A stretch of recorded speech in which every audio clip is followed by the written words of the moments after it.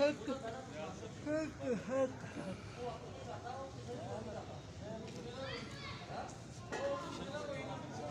देखिए रोशनी देख रास्ता देख के सब कैसा मंजर है। सारा ही आ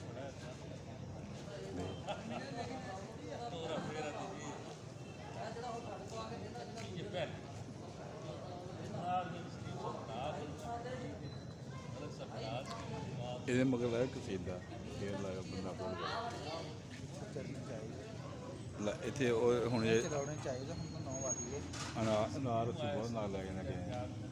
चलनी चलनी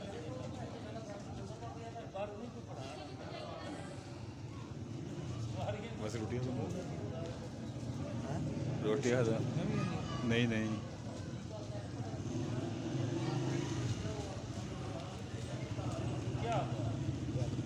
ਕਿਹੜਾ ਹੋਟਲ ਹੈ इन्हें कुड़ी नहीं वो